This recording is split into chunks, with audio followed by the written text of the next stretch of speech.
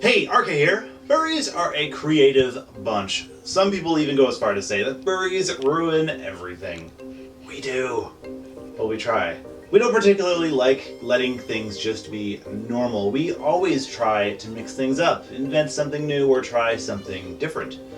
We've mentioned on the show before that species like wolves, foxes, and big cats are the most common and popular fursona choices.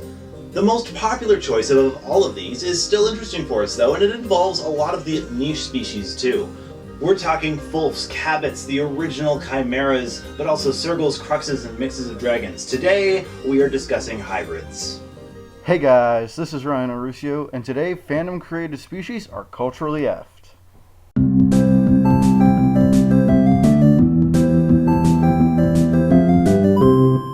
Did you know humans are hybrids? Thousands of years ago, our ancestors got it on with some hot Neanderthals. That left a small percentage of the current population with a tiny bit of Neanderthal DNA. Naturally occurring hybrids also include coy wolves, or coyotes. They're a mix of wolves and coyotes that are currently inhabiting the urban landscape. David Suzuki had a great piece on them. Coyotes, wolves, and dogs can usually hybridize pretty easily because they're all part of the same species.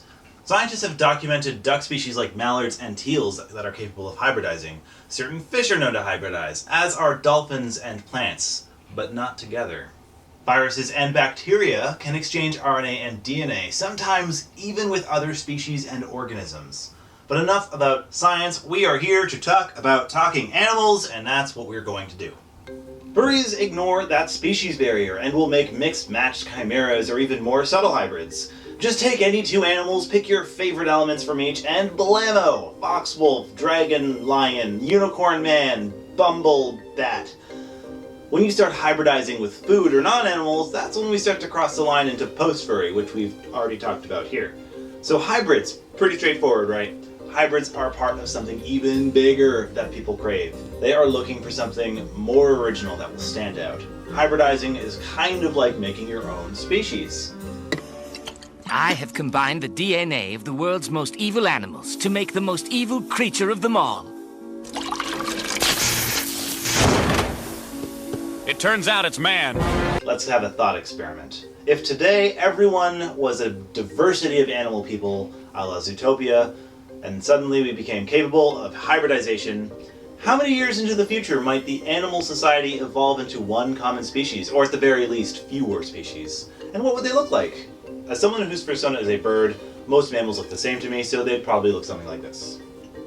The furry fandom is full of unique characters. Some species have sprung up during the last few decades, species that furries themselves have created. Cruxes, Sergals, and Dutch-angled dragons. Dad dragons? We are just going to call them angel dragons. They are all examples of the amazing creativity found within the fandom, and each is as unique as its creator. The concept of the Dutch angel dragon originated from Deanna Biesmeyer, hope we got your name right, aka Ino89777 in 2009. The Dutch part of the species name is actually nothing to do with our friends over in Europe, but rather with Ino's late horse named Dutch. From there, the phenomenon grew with the help of a fursuiter named Telephone. People became attracted to these creatures. Telephone is Ino's character, which perhaps you've seen GIFs of on Twitter or videos on Vine or YouTube. Most people assume that Telephone is female, but according to the original Angel Dragon website, angel dragons are genderless and in fact lack most of their organs. You know how seahorses aren't actually horses? Well, angel dragons aren't really dragons, but maybe they used to be. They're kind of an undead or a spirit with horse-like features. Angel dragons really push the boundary between regular furry and post-furry. Maybe you guys can think of the right kind of taxonomy for them. And as a side thought, what about those skeleton bros from Undertale and other original skeletal creators? Is that sort of like anthropomorphizing dead people, or is there like a zombie fandom that I haven't heard about and that we're finding a tiny overlap in our Venn diagrams? But I digress.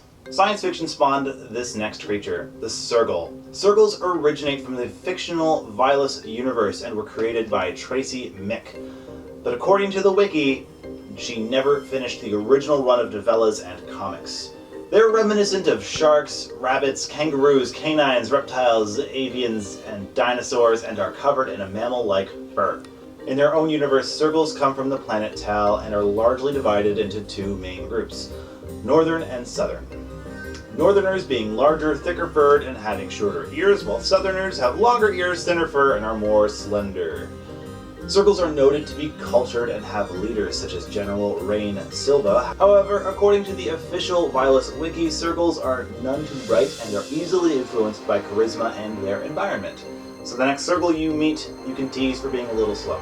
Also stated on the wiki is the fact that most of their reputation for violence and deviance roots from General Rain Silva and those under her influence. So like, if you tease a Sergal for being slow, they'll probably punch you. Of all the species mentioned in this episode so far, this particular one is perhaps one of the more creative, if also the most cartoonish. The Crux was created by Malach, a user on the online virtual world Second Life. Maybe it's Maluk, I don't know. And this creature looks like it could be out of a Disney Halloween special. Typically, a Crux or cross is considered a mutant hybrid created from several species through magical accident or scientific experimentation. They are typically bipedal and sentient, they have large ears, unusual fur patterns, and a tendency to affix accessories to their tails. They have large, sharp teeth and claws, and they tend to be very lean. The most prevailing trends for members of the Crux species are body alteration, cybernetic implants, shackles, and insanity. While the story behind the species is very much lacking, most fans of the species surmise that they are universally cracked up in some way or another, and their artwork, stories, and avatars tend to represent this. The amazing thing is that most information regarding the species is surmised by the fans, as the creator left little information herself. All species choices are fictional. If someone is a hybrid or an original species, or even a fictional species like an alien or a Sergal, or even if they're just a plain old fox. When we anthropomorphize anything, we are hybridizing it, blending their elements with our own. These are only a selection of some of the most popular creatures created by people here in the community.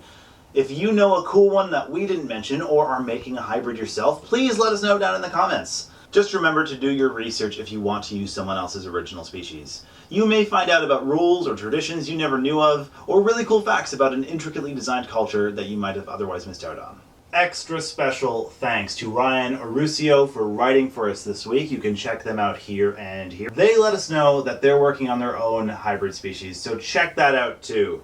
I have been your host RK, and thanks for watching. Hi, I'm Rusty, and these are our wonderful fans.